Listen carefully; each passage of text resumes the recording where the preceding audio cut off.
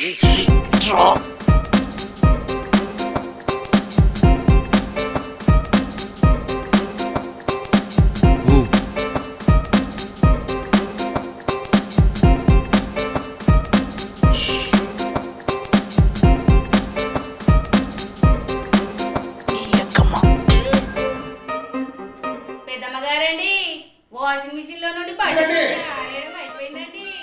ఈ పూటకు పని అయిపోయినట్టే. మరి నేను వెళ్ళి రానా అండి? మా ఆయన్ని తీసుకెళ్ళాలండి.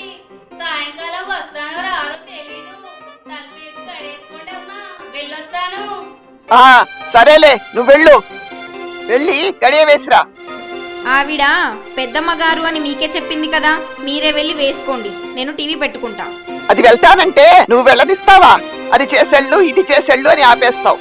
అందుకే అది నాకు చెప్పింది, అంతే.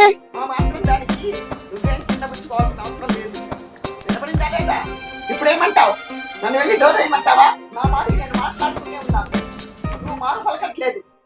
గడియ నన్నే వేయమనే రిమోట్ కోసం వెళ్తావు గాని తలుపు గడియ వేసిరావా? టిఫిన్ చేస్తున్నాను కదా, తిన్నాకేస్తాలేండి. ఏమైనా సౌండ్ వినిపిస్తోందా? కాస్త పెద్ద చెయ్యి.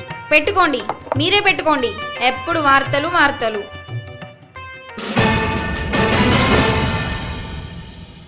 ఇప్పుడే అందిన వార్త. రిమాండ్లో ఉన్న ఖైదీలు 3 జైలు నుంచి తప్పించుకు పారిపోయారని, నగర పరిసరాల్లోనే సంచరిస్తున్నట్టు అనుమానిస్తున్నామని పోలీసు వర్గాలు తెలియజేశాయి.